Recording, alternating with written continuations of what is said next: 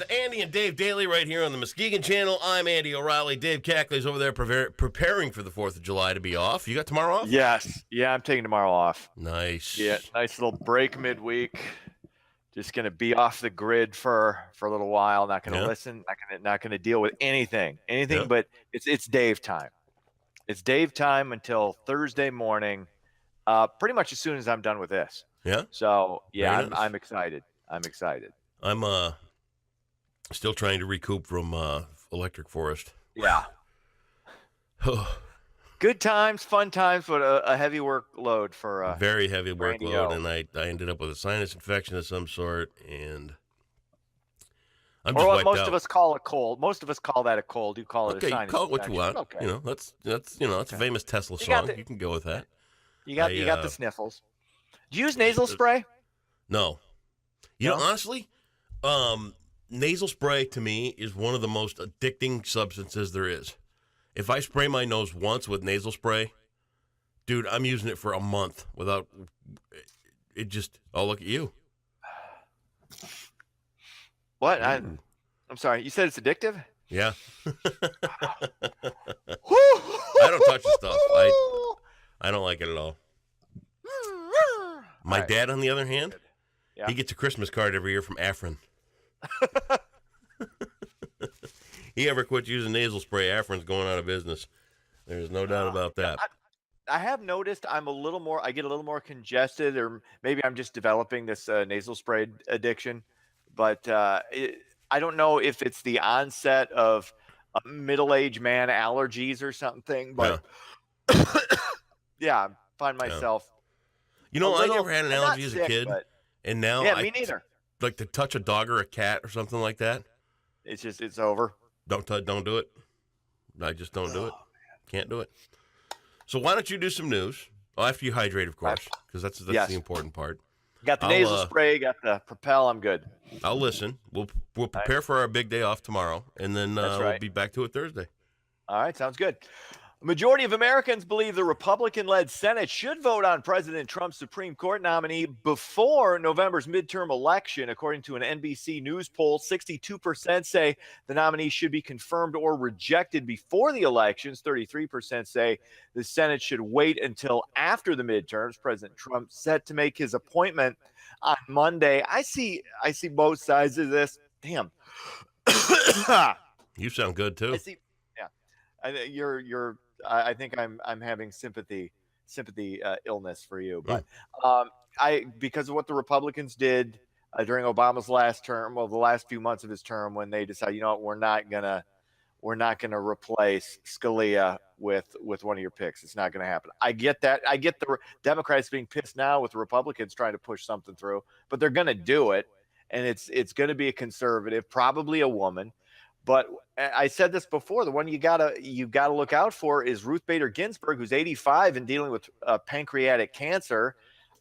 She's a liberal Democrat. She's going to be replaced probably within the next 6 months.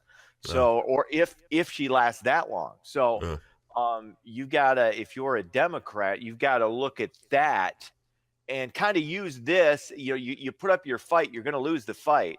But put up a little bit of a fight and say, okay, you try to get your people out for the midterm elections and see if you can tip the Senate. But I don't think that's necessarily going to happen. You've got a lot of Democratic senators up for re-election in states that Trump won by double digits. So we'll see how it shakes out. It'll be interesting now. I mean, you got 25 potential justices, 6 women. I think he's going to pick a conservative woman for this post. I think that's what he should do. To me, it gets down to this whole partisan battle thing. Yeah. I was talking to a guy yesterday. I had a little campaign lunch with a dude. He was down in Lansing when they had that excuse me. He was down in Lansing when they had that vote on the prevailing wage. Mm-hmm. And as both parties got up to speak and say their piece before the vote, he was up in the gallery watching the whole thing go on. He said it was the first time he was ever there in the gallery and seeing everything go on and all that. And he said that literally when one party would get up and speak, the other party would turn their chairs away from the speaker, and they'd get on their phone and they'd fart around like they were looking at the newspaper and they would do this, that, and the other thing. And I got to ask you honestly, how can anything function when at any level when the division between the two parties is that strong? I think what all kind of ridiculous, stupid game are we playing between these two political parties when they don't even listen to each other? We've turned into our own little camps. It's a microcosm of what's happening pretty much everywhere. We've retreated into our own little sects, our own little camps.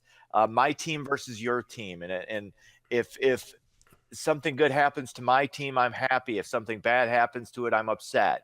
I mean, I don't play that game. I don't care, but I see it happening everywhere. And I just, shake my head and just do what I can to be the best person I can be and take control of my own life. And that's, you can't look to these people to lead you or to do anything except, help you out when you need help. Otherwise, get the hell out of your way. Right. Because they're not helping. By and large, they're not. So, and for a guy that's hoping to be a part of something like this, dude, that's I would assume it's got to be a little discouraging to hear that or to witness it. But terrible. Hey, maybe you can be part of the chain, part of the. It's unimaginable. Say that again. I'm feeling it just as a candidate. Yeah. Of the division in this stupidity. Mm-hmm. We deserve better. People deserve better than this. And I would agree that it's probably gotten worse over the past few years, 4 or 5 years. This is predate. This is pre-Trump. It's more magnified now with Trump, but this has been going on for a while. Yeah. And it used to be. I was talking to a friend of mine who was very much in the game in Lansing, and he was talking about how say like Gretchen Whitmer. Yeah. Who's going to be running on the Democratic side. She would, I forget what her position was, but she would be going into a speech and tell her Republican counterparts, okay, I'm going to crap on you a little bit in this. I'm not going to go too far, but this is what I'm going to do. And there was more of a relationship that was had. This goes back like 20 years, almost 20 years. Where you go in, okay, I'm gonna deliver this speech and I'm going to say basically I'm gonna talk crap about you, right? But I'm not gonna get too personal. It's not gonna go too far, and I just want to let you know I have to do this, right? So it was more of an there was kind of that I know what you're doing, you know what I'm doing. And there was more of a relationship, more of I wouldn't necessarily say a friendship between a lot of people on both sides, but they knew each other, they respected each other. I think a lot of that, I think you're right. I think a lot of that is out the window. Yeah. It's a shame. I think it's gone. It's discouraging. So, yeah. Moving on, a recent study by the U.S. Department of Agriculture claims most of us are washing our hands wrong. See, this may be why you're sick. According to the study, 97% of people fail to wash their hands and rub with soap for 20 seconds. The 20 seconds is the amount of time recommended by the Center for Disease Control. Do you wash your hands every time you go to the bathroom? I try. How often do you wash your hands a day, would you say, on average? I've never stopped to count. If you were to just ballpark it. I have no idea. More than 3 times? Probably. Really? See, I think I wash mine maybe once a day. Yeah. Maybe once, maybe twice. Okay. I don't like to overwash. No. Because otherwise, you develop skin problems. I have very soft hair. I have manly soft hands. I've got like some calluses, but for the most part, like around the fingertips, very soft, very very gentle touch. Very nice. That's what I am. Gentle. Will you rub my back with your gentle manly hands? My gentle manly hand? No, I don't rub men's. I don't like rubbing women's back. I don't like giving back rubs. I hate that. It always would hurt my fingers. Of course not. Any woman I've ever been with is like, can you give me a back rub? And I would do it for like 8 seconds, and then my fingers would hurt, and I would stop. Can I stop now? It just does nothing for me. That explains why every woman you've ever been with has been for 8 seconds. Okay, well, no. There have been some longer Hey, I got a kid out of the last one, so there you go. Like I said, 8 seconds. All right, hey now. All right, finally, moving on. Another electric forest is in the books. You were a big part of this. More than 70,000 hit the Double J in Rothbury over the past 2 weekends. Lieutenant Jeff White at the Michigan State Police said there were very few issues. Some concert goers did have to be hospitalized due to excessive heat, but no deaths occurred. I talked to a woman who was doing some nursing out there. Said she had to put some people in restraints, but it wasn't overly hectic. So no, that was good. That's good cool. Weekend all around, and lots of fun. Good people.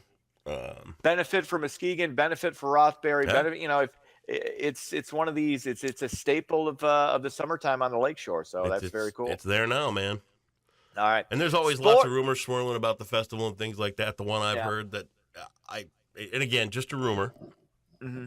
I've heard that the festival itself is considering purchasing the property, which would Really? mean there could be not only the electric forest, but they could do it with a couple other different themed festivals over the course of the summer, which would be a huge, huge thing for everybody. So absolutely. I mean, follow it's the one of those things that you get. That's one of those things that's a down the road thing because you got to be able to, you got to prepare logistically, because it's one thing to have a weekend or 2 weekends where you're dealing with that kind of congestion in a fairly sparsely populated area. I'm going to tell you what. We as workers coming in and out of that place, the only time we saw any congestion was leaving on, Friday night this last weekend when they opened up the 2-day general admission ticket sales. Okay. There was a line to get in at like 1:30 in the morning for the Saturday, Sunday thing. Other than that, we didn't spend more than 5 minutes getting through anything in security. Really? Yeah. That's surprising. Yeah. Fascinating. So they've done their homework and they've done a great job getting things in and out. They had to clear the festival out Sunday afternoon for a while because of a thunderstorm going through. Yeah. They got 40,000 people out of there in under 15, 20 minutes. That's amazing. Yeah. Good for them. They know what they're doing, man. Yeah. Very good. Good Sports. stuff.